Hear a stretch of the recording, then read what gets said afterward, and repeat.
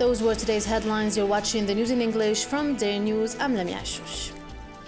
Prime Minister Abdelmalek Sillal is set to chair a government meeting bringing together high-profile officials, notably ministers and governors, to discuss various pending files and issues amid the current financial crisis the country is facing. And always during the opening of the parliamentary fall session, Finance Minister Abdulrahman bin Khalfa told reporters that officials from his ministry will meet with bank managers and officials from the Commerce Ministry in order to discuss ways to promote investment and expand industrial real estate. Let's take a listen.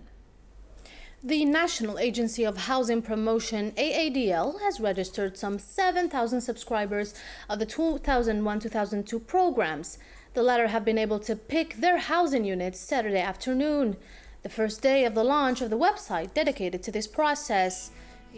We begin today's news bulletin with this breaking news. Torrential rain in the area of Bougazoul, located between the provinces of Medea and Jelfa, central Algeria, have carried out several cars and caused considerable material losses.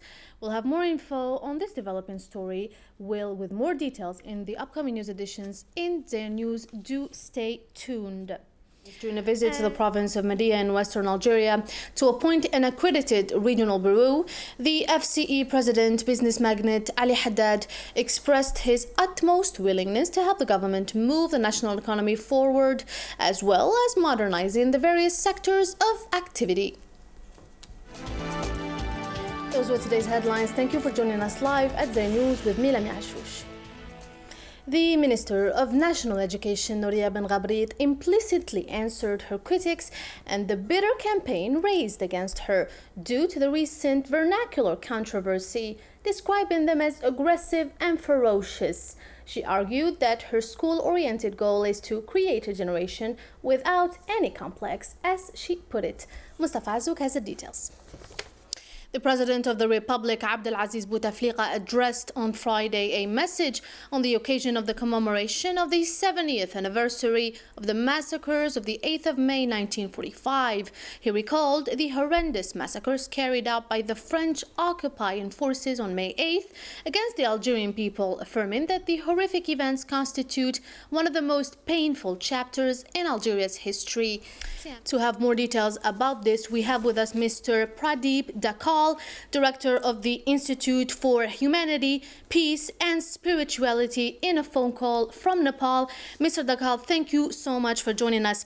Can you give us an overview of the latest developments on the ground? How is the humanitarian situation in Nepal right now?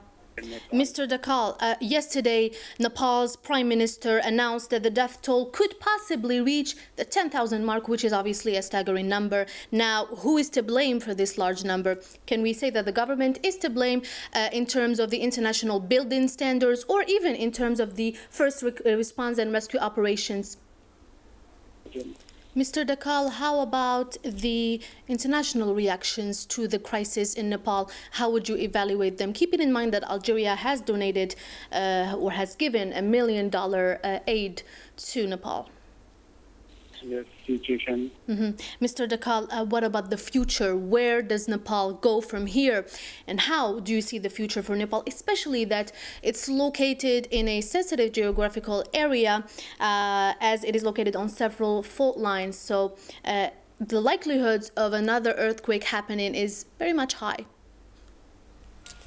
The 50th anniversary of the outbreak of the Palestinian Revolution and the creation of the Palestinian National Liberation Movement, Fatah, was celebrated Monday in Algiers at a ceremony during which the determination to continue the struggle for the liberation of Palestine and the establishment of an independent state was emphasized. Amina Joglal has more. Those were today's top stories. Thank you for joining us live at Zain News. I'm Lamia Achouche.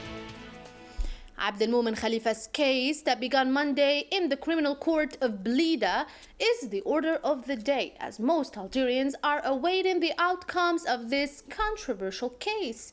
Khalifa's lawyer said that his client is innocent until proven otherwise in the charges against him, and all eyes will be on him tomorrow as he will address the court to attempt to prove his innocence. Sihab Sadou. During the last 48 hours, an increase of civil protection agents' interventions has been recorded, estimated at 2,500 special interventions, either because of sunstrokes, fainting, or drowning. Thus, lots of caution is necessary from the part of the citizens. Nadia Qasmi has more. The progress meeting of the Algerian-French Joint Economic Committee was held today, Tuesday, in Algiers under the co-chairmanship of Algerian Foreign Minister Lamia and French Minister of Foreign Affairs and International Development Laurent Fabius, with a view to promote the Algerian-French relations. Hence, Minaras has more in the following report.